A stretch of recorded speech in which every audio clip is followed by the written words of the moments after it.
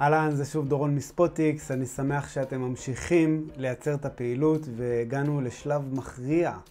כרגע יש לכם פעילות, בדקתם אותה, עברתם, אתם מרוצים והחלטתם להזמין את הקבוצה ולצאת לדרך במוזיאון, בגן החיות, בקמפוס, בבר מצווה, במלא אפשרויות שבטח יעלה לכם משהו שלא חשבתי עליו בראש. אנחנו צריכים לייצר קוד חברות. כרגע הפעילות שלנו נראית בעצם ככה, אתם יכולים לראות, הוספתי עוד כמה ספוטים שבזמן שצפיתם בסרטון, אתם יכולים לראות כיכר צהל ועוד שני ספוטים אחרים, אבל זה מה שאני רואה כמי שיצר את המערכת. אם אני אכנס עם יוזר אחר, זאת אומרת כזה שהוא לא יצר את המערכת, או סתם, אתם רואים שהוא מחייב אותי להתחבר, וברגע שאני אעשה התחברות, לצורך העניין הרשמה או התחברות, נעשה כאן עם אחד היוזרים הקיימים, אופה, אתם רואים, הכניסו קוד חברות. זאת אומרת, לא מספיק שעשיתי לוג אין, אני צריך להכניס קוד חברות. אם אני אנסה סתם את מזלי, אולי זה עבד ככה, לא, זה לא עובד. אני צריך באמת קוד חברות אמיתי, וזאת ההגנה שלכם על הפעילות שלכם. ועכשיו אנחנו נראה איך אנחנו בעצם מייצרים קוד חברות כזה. אז נחזור לממשק הניהול כמו תמיד, והפעם במקום עורך האזורים ניכנס לייצר קודי חברות. כאן אנחנו מייצרים אותם, אתם יכולים לראות, תקראו את זה כמובן, זה יעזור לכם להבין, ואתם יכולים לראות שהשתמשת ב4 מתוך 10 הזמנות שלך. זאת אומרת, זה ההקצאה שלי. אתם בשביל לקבל הקצאות צריכים לרכוש אותם דרכנו.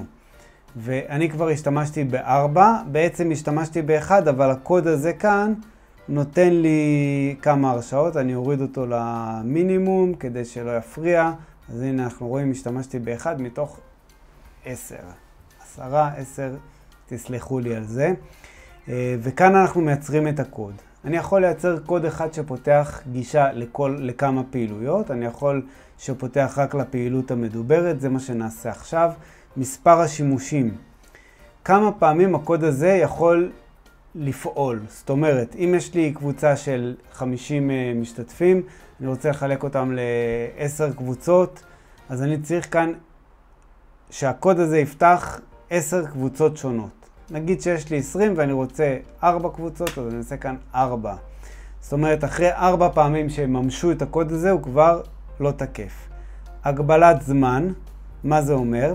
אם יש לי קבוצה שמגיעה מחר, או מגיעה לא משנה מתי, ליום אחד, אני מספיק שאני אתן להם יום אחד. אבל אם זאת משפחה ששוהה במרחב שבוע, אני אכתוב 7, וזה בעצם ייתן לה 7 ימים גישה לפעילות.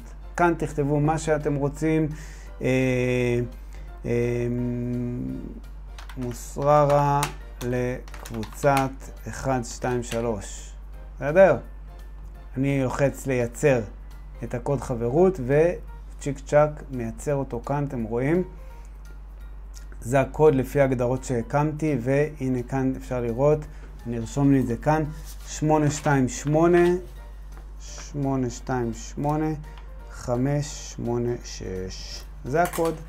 עכשיו אני אחזור, אנחנו רוצים לחזור לפה, זוכרים? צריך להגיש כאן קוד חברות, אנחנו נעשה את זה. אני אכתוב 828586, שלח, ומה קורה? הוא בודק, והוא גילה שקיבלת קוד חברות לחפש את המטמון במוסררה, והיא תיפתח עד התאריך הזה והזה, כך וכך. אני עושה להמשיך, וזהו. יש לי גישה, אתם רואים? מתחילים בפארק קנדה. אני רואה שיש יוזר ניסיון אחד שרץ כבר שמה, וקיבלתי את קוד החברות. אצלכם בממשק, בעצם כאן, אם אני עכשיו אעשה רפרש, אתם תוכלו לראות שיש כאן שימוש אחד לקוד החברות הזה. זאת אומרת, הוא מומש עכשיו, ממש ברגע זה. וירד לנו בעצם קרדיט. אז ככה אנחנו מייצרים את הקוד ונותנים את זה ללקוחות שלנו. זאת הדרך שלנו להגן על הפעילות, זאת הדרך שלנו לשלוט במי נכנס וכמה. אם אתם רוצים למכור את הפעילות שלכם, אין בעיה, אתם יכולים למכור ולתת את הקוד הזה ללקוחות. אתם יכולים גם לייצר, יש לנו פלאגין מיוחד שאתם יכולים להטמיע אותו באתר שלכם, אם יש לכם אתר של חנות, ולמכור בצורה ישירה. אתם מוכרים באתר שלכם, המערכת תדע לייצר אוטומטית את הקוד, הלקוח יקבל אותו, וכמו שאומרים, שגר ושכח. אז בסרטון הבא אנחנו כבר נתעסק בניהול של הפעילויות יותר, קצת לתת בונוסים, לשלוט בנקודות וכו'. ואני מקווה שהבנתם ונתקדם. יאללה, ביי בינתיים.